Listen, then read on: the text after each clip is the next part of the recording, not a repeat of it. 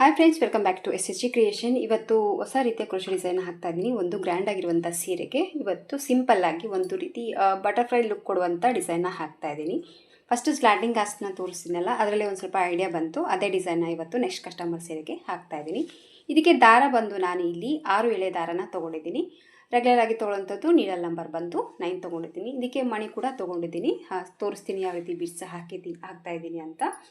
First ನೋಡಿ, ಸ್ಟಾರ್ಟಿಂಗಲ್ಲಿ ಪಲ್ಲುಗೆ ನೀಡಲ್ಲ ಹಾಕಿಬಿಟ್ಟು ದಾರ ತಂದು ಲಾಕ್ ಮಾಡ್ಕೊತೀವಲ್ಲ, ಎಳ್ಕೊಂಡು ಆ ರೀತಿ ಫಸ್ಟು ಲಾಕನ್ನು ಮಾಡ್ಕೊಳ್ಳೋಣ. ಈ ರೀತಿ ಲಾಕನ್ನು ಹಾಕಿದ ಮೇಲೆ ಮತ್ತೆ ಇನ್ನೂ ಒಂದು ಲಾಕ್. ಸೊ 2 ಸತಿ ಈ ರೀತಿ ಲಾಕನ್ನು ಮಾಡ್ಕೋಬೇಕು. ಸೊ ಈ ಥರ 2 ಸತಿ ಲಾಕನ್ನು ಹಾಕಿದ ಮೇಲೆ 1 ಚೈನ್, 2 ಚೈನ್, 3 ಚೈನ್, 4 ಚೈನ ಮಾಡ್ಕೋಬೇಕು. 4 ಚೈನ್ಸನ್ನು ಹಾಕಿ ಈ 4 ಚೈನ್ ಎಲ್ಲಿ ಬರುತ್ತೆ ಅಲ್ಲಿ ನೋಡಿಕೊಂಡು ಲಾಕ್ ಮಾಡ್ಕೊಳ್ಳೋಣ. ಈ ರೀತಿ 4 ಚೈನ್ ಹಾಕಿ ಲಾಕನ್ನು ಹಾಕಿದ ಮೇಲೆ ಮತ್ತೆ 1, 2, 3, 4 ಚೈನ್ ಹಾಕ್ಕೋಬೇಕು. 4 ಚೈನ್ಸನ್ನು ಹಾಕ್ಕೊಂಡು ಮತ್ತೆ ಈ 4 ಚೈನ್ ಎಲ್ಲಿ ಬರುತ್ತೆ ನೋಡ್ಕೊಂಡು ಅಲ್ಲಿಗೆ ಲಾಕ್. ಈ ರೀತಿ 2 ಸತಿ 4 ಚೈನ್ಗಳನ್ನ ಹಾಕಿ ಲಾಕ್ ಮಾಡ್ಕೋಬೇಕು. ಸೊ ಈ ಥರ ಲಾಕನ್ನು ಹಾಕಿದ ಮೇಲೆ ನೋಡಿ, ಈಗ ಸ್ವಲ್ಪ ಥ್ರೆಡನ್ನು ಮೇಲೆ ಮಾಡಿಕೊಂಡು ಇಲ್ಲಿ ನಾನು ಬೀಡ್ಸ್ ತೊಗೊಂಡಿದ್ದೀನಿ ಅಂತ ಹೇಳಿದ್ನಲ್ವ, ನಾನು ಈ ಡಿಸೈನ್ ಇರುವಂಥ ಬೀಡ್ಸ್ನ ತೊಗೊಂಡಿದ್ದೀನಿ. ನೀವು ಬೇಕಿದ್ದರೆ ಯಾವ್ದು ಬೇಕಿದ್ರೂ ಕೂಡ ತೊಗೋಬೋದು ಡಿಸೈನ್ ಮೇಲೆ. ಈ ರೀತಿ ಒಂದು ಬೀಡನ್ನ ಹಾಕಿ ಬೀಡ್ ಲಾಕ್ ಹಾಕಿದ ಮೇಲೆ ಮತ್ತೆ ಕರೆಕ್ಟಾಗಿ ಎಲ್ಲಿ ಬರುತ್ತೆ ಅಲ್ಲಿ ನೋಡಿಕೊಂಡು ಲಾಕ್ ಮಾಡ್ಕೊಳ್ಳೋಣ. ಲಾಕ್ ಮಾಡಿಕೊಂಡು 1, 2, 3, 4, 5 ಚೈನ ಹಾಕ್ಕೋಬೇಕು. 5 ಚೈನ್ ಹಾಕಿ ಬ್ಯಾಕ್ ಸೈಡಲ್ಲಿ ತಿರ್ಸ್ಕೊಂಡು ಇಲ್ಲಿ 4 ಚೈನ್ ಹಾಕಿ ಲಾಕ್ ಹಾಕಿರ್ತೀವಲ್ವ, ಈ ಒಂದು ಹೋಲಲ್ಲಿ ನೀಡಲ್ನ ಹಾಕಿ ದಾರನ ತೊಗೊಂಡು ಈ 5 ಚೈನ್ನ ಲಾಕ್ ಮಾಡ್ಕೋಬೇಕು. ಈ ಥರ 5 ಚೈನ್ ಹಾಕಿ ಲಾಕ್ ಹಾಕಿದ ತಕ್ಷಣ ಮತ್ತೆ ಈಗ 4 ಚೈನ ಮಾಡ್ಕೋಬೇಕು. 4 ಚೈನ ಮಾಡಿಕೊಂಡು ಈ 4 ಚೈನ್ ಮೇಲೆ ಈ 4 ಚೈನ್ನ ಲಾಕ್ ಮಾಡ್ಕೋಬೇಕು. ಅದು ಬ್ಯಾಕ್ ಸೈಡಲ್ಲೇ ಈ ರೀತಿ ಟರ್ನ್ ಮಾಡಿಕೊಂಡು 4 ಚೈನ್ ಮೇಲೆ 4 ಚೈನ್ ಅಂದರೆ 4 ಚೈನ್ ಮೇಲೆ 4 ಚೈನ್ ಲಾಕ್ ಹಾಕಿ ಮತ್ತು ಸೀದಾ ಕಡೆ ಸ್ಯಾರಿನ ಟರ್ನ್ ಮಾಡ್ಕೋಬೇಕು. ಸೀದಾ ಕಡೆ ಈ ರೀತಿ ಸ್ಯಾರಿನ ಟರ್ನ್ ಮಾಡ್ಕೊಂಡ್ಮೇಲೆ ನೋಡಿ, ನೀಡಲ್ ಮೇಲೆ 2 ಸತಿ ದಾರ ಸುತ್ಕೋಬೇಕು. 2 ಸತಿ ದಾರನ ಸುತ್ತಕೊಂಡು 5 ಚೈನ್ ಏನಿದೆಯಲ್ಲ, ಈ 5 ಚೈನ್ ಒಳಗಡೆ ದಾರನ ತಂದು 2ರಿಂದ 1 ಸರಿ, 2ರಿಂದ 1 ಸರಿ, 2ರಿಂದ 1 ಸರಿ ಈ ರೀತಿ ದಾರನ ಪಾಸ್ ಮಾಡಿಕೊಂಡಾಗ ಇಲ್ಲಿ ತ್ರಿಬಲ್ ಕ್ರೋಶೆ ಕಂಬ ರೆಡಿ ಆಗುತ್ತೆ. ಸೊ ಒಬ್ಬರು ಮೇಡಮ್ ಅವರು ಕಾಮೆಂಟ್ ಹಾಕಿದ್ರು, ನನಗೆ ಸ್ವಲ್ಪ ಆಚು ಕ್ರಾಸ್ ಆಗಿ ಬರುತ್ತೆ, ನೀಟಾಗಿ ಬರಲ್ಲ, ಅದಕ್ಕೆ ರೀಸನ್ ಏನು ಅಂತ ಹೇಳಿ ಇಂಗ್ಲೀಷ್ ಅಥವಾ ಹಿಂದಿಯಲ್ಲಿ ಎಕ್ಸ್ಪ್ಲೈನ್ ಮಾಡಿ ಅಂತ ಕೇಳಿದರು. ಇಂಗ್ಲೀಷ್ ಅಂತೂ ನನಗೆ ಪರ್ಫೆಕ್ಟಾಗಿ ಬರಲ್ಲ, ಹಿಂದಿ ಕೂಡ ಬರಲ್ಲ. ಯಾಕಂದರೆ ನಾವಿರೋದು ಕರ್ನಾಟಕ, ಇಲ್ಲಿ ಯಾರು ಹಿಂದಿ ಮಾತಾಡೋರು ಇಲ್ಲ, ಹಂಗಾಗಿ ಹಿಂದಿ ಸ್ವಲ್ಪ ಕಡಿಮೆನೇ.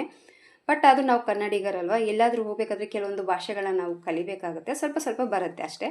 ನನಗೆ ಎಷ್ಟು ಬರುತ್ತೋ ಆ ಹಿಂದಿಯಲ್ಲಿ ನಿಮಗೆ ಎಕ್ಸ್ಪ್ಲೇನ್ ಮಾಡೋಕ್ಕೆ ಟ್ರೈ ಮಾಡ್ತಾ ಇದ್ದೀನಿ. ಸೊ ಏನಾದರೂ ಸ್ವಲ್ಪ ಮಿಸ್ಟೇಕ್ ಆಗಿದ್ದರೆ ಅರ್ಥ ಮಾಡಿಕೊಂಡು ಟ್ರೈ ಮಾಡಿ. ಹಾಗೆ ನೀವು ಕೂಡ ಯಾರಾದರೂ ಕನ್ನಡಿಗರು ನೋಡ್ತಾ ಇದ್ದರೆ ನಾನು ಹಿಂದಿ ಮಾತನಾಡಿ ನಗಬೇಡಿ, ಓಕೆನಾ? ಸೊ ಬನ್ನಿ, ಸಣ್ಣ ಪ್ರಯತ್ನ ಇದು ಅಷ್ಟೇ. ಉತ್ತರ ಕೊಡ್ತಾರೆ ಅಂತ ಕಾಮೆಂಟ್ ಹಾಕಿದ್ದಾರೆ ಪಾಪ, ಆ ನಂಬಿಕೆ ಉಳಿಸ್ಕೊಳ್ಳೋಗೋಸ್ಕರ ನನ್ನ ಒಂದು ಪುಟ್ಟ ಪ್ರಯತ್ನ ಇದು ಅಷ್ಟೇ.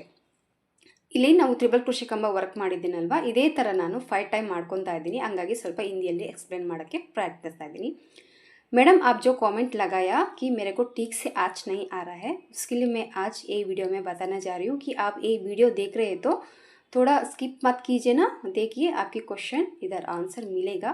जो मेरे को भी हिंदी ठीक से नहीं आता है, जो हिंदी आता है उसमें बोलने ट्राई कर रहा हूँ, ठीक है ना. पहली बात यह है कि हम क्रोशा वर्क करते हैं, हाथों में एक हाथों में नीडल रहता है, एक हाथों में धागा रहता है.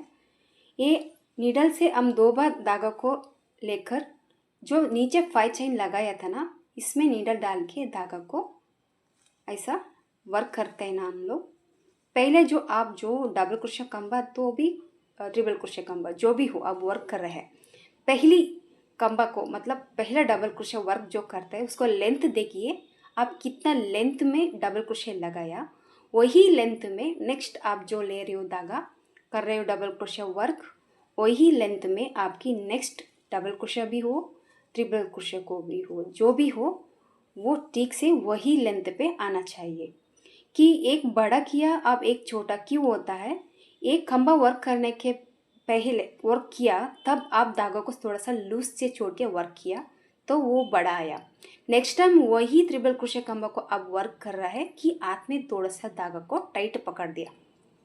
सो टाइट पकड़ के आप देखिए, एक बार दिखाती हूँ.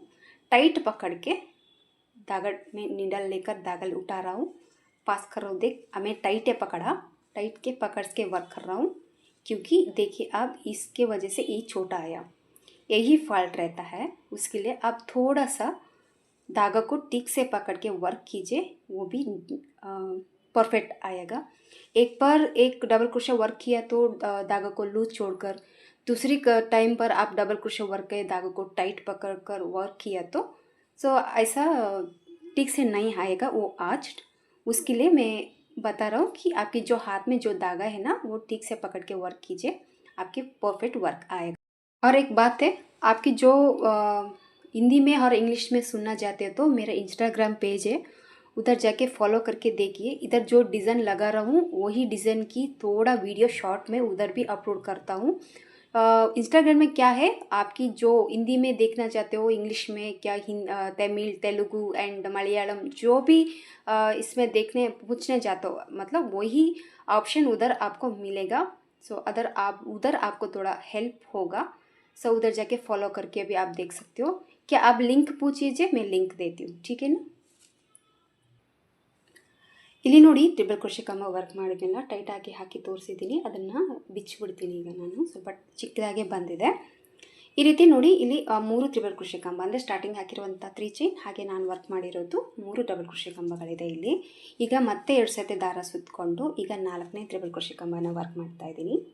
ಟೋಟಲ್ ಆಗಿ ಇಲ್ಲಿ 5 ಸತಿ ನಾನು ಟ್ರಿಬಲ್ ಕ್ರೋಶೆ ಕಂಬನ ವರ್ಕ್ ಮಾಡ್ಕೊತಾ ಇದ್ದೀನಿ। 5 ಟ್ರಿಬಲ್ ಕ್ರೋಶೆ ಕಂಬಗಳನ್ನ ಹಾಕಿದ ಮೇಲೆ ನೋಡಿ ಈಗ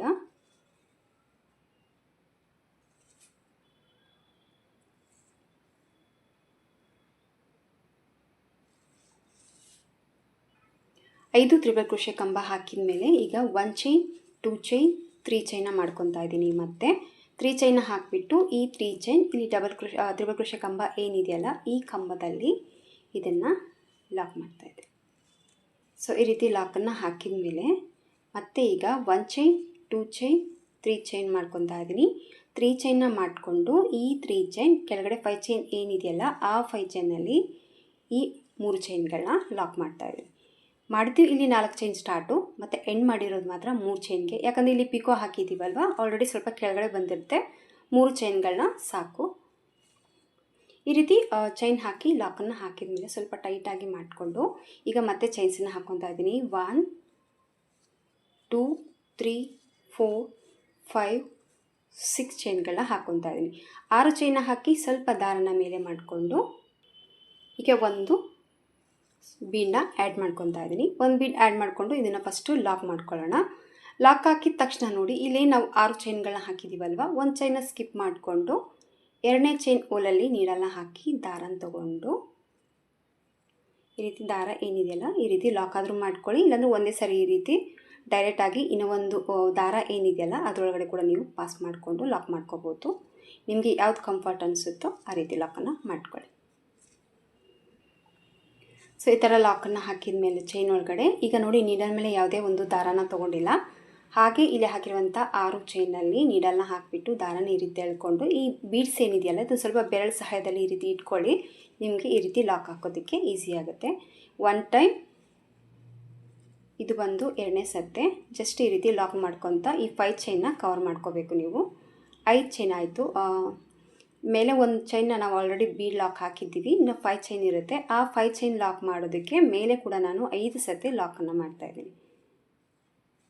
5 ಸತಿ ಈ ಥರ ಲಾಕನ್ನು ಹಾಕಿದ ಮೇಲೆ ನೋಡಿ ಕೆಳಗಡೆ ಇರುವಂಥ 5 ಚೈನಲ್ಲಿ ಮತ್ತೆ ಈ ಒಂದು ಚೈನನ್ನು ಲಾಕ್ ಮಾಡ್ತಾಯಿದ್ದೀನಿ, ವರ್ಕ್ ಮಾಡಿರೋದು, ಮತ್ತು ಸ್ವಲ್ಪ ಟೈಟಾಗಿ ಎಳ್ಕೊತೀನಿ। ವರ್ಕು ಒಂದೇ ಅದರಲ್ಲಿ ಬರಬೇಕಲ್ವ, ಸ್ವಲ್ಪ ಗ್ಯಾಪ್ ಇಲ್ಲ ಅನಿಸುತ್ತೆ, ಬಟ್ ಅದರಲ್ಲಿ ನೀವು ವರ್ಕ್ ಮಾಡ್ಕೋಬೇಕು। ಈ ರೀತಿ ಲಾಕ್ ಹಾಕಿದ ತಕ್ಷಣ ಮತ್ತೆ same 1 chain, 2 chain, 3 chain, 4 chain, 5 chain, 6 chain ಹಾಕ್ಕೋಬೇಕು, ಮತ್ತು ಸ್ವಲ್ಪ ದಾರನ ಮೇಲೆ ಮಾಡ್ಕೋಬೇಕು। ಮತ್ತು ಈಗ ಸೇಮ್ ಒಂದು ಬೀಡನ್ನ ಆ್ಯಡ್ ಮಾಡಿಕೊಂಡು ಬೀಡ್ ಲಾಕ್ ಮಾಡಿ ಮತ್ತು ಚೈನಲ್ಲಿ ಕೂಡ ಲಾಕ್ ಮಾಡ್ಕೊತಾ ಇದ್ದೀನಿ ಅನಿಸುತ್ತೆ। ಸ್ಲಿಪ್ ನಾಟ್ನ ಹಾಕೊಂಡ್ಬಿಡೋಣ, ಆಮೇಲೆ ಮತ್ತೆ ಸೇಮ್ ಈ ರೀತಿ ಮತ್ತೆ 5 ಟೈಮ್ ಈ ಒಂದು 5 ಚೈನ್ನ ನಾವೀಗ ಲಾಕ್ ಮಾಡ್ಕೊಳ್ಳೋಣ। ಇಲ್ಲಿ ಕೂಡ ನಾನು 5 ಟೈಮ್ ಲಾಕ್ ಮಾಡಿದ್ದೀನಿ, ಆಮೇಲೆ ಮತ್ತೆ ಕೆಳಗಡೆ ಇರುವಂಥ 5 ಚೈನಲ್ಲಿ ಕೂಡ ಒಂದು ಸತಿ ಲಾಕ್ ಮಾಡ್ತಾ ಇದ್ದೀನಿ।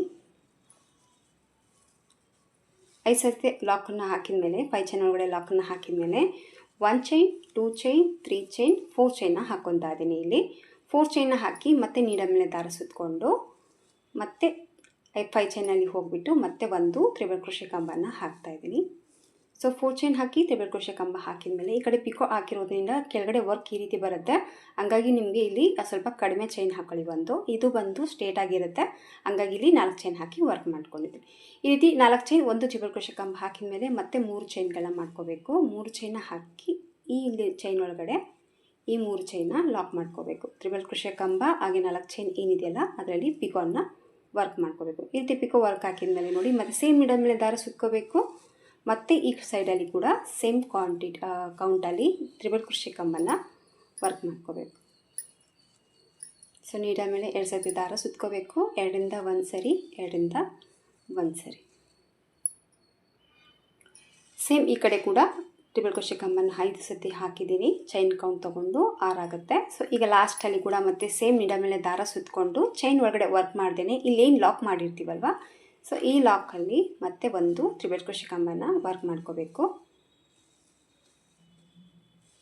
ವರ್ಕ್ ಮಾಡಿಕೊಂಡು ಲಾಸ್ಟಲ್ಲಿ ಸೀರೆಗೆ ಕರೆಕ್ಟಾಗಿ ಮೆಜರ್ಮೆಂಟ್ನ ನೋಡಿಕೊಂಡು ಡಿಸೈನ್ ಎಲ್ಲ ಕರೆಕ್ಟಾಗಿ ಆಚು ಅಥವಾ ವರ್ಕ್ ಮಾಡ್ಕೊಂಡಿರೋದೆಲ್ಲ ಕೈಯಲ್ಲಿ ಈ ರೀತಿ ಸ್ಪ್ರೆಡ್ ಮಾಡ್ಕೊಳ್ಳಿ. ಈ ರೀತಿಯಾಗಿ ಡಿಸೈನ್ ಅನ್ನೋದು ಬರುತ್ತೆ. ನೀವು ನೋಡ್ತಾ ಇರ್ಬೋದು ಈ ರೀತಿಯಾಗಿ ಬರುತ್ತೆ. ಲಾಸ್ಟಲ್ಲಿ ಪಲ್ಲುಗೆ ಎಲ್ಲಿಗೆ ರೀಚ್ ಆಗುತ್ತೆ ನೋಡ್ಕೊಂಡ್ಬಿಟ್ಟು ಆ ಪಾಯಿಂಟಿಗೆ ಮತ್ತೆ ಲಾಕ್,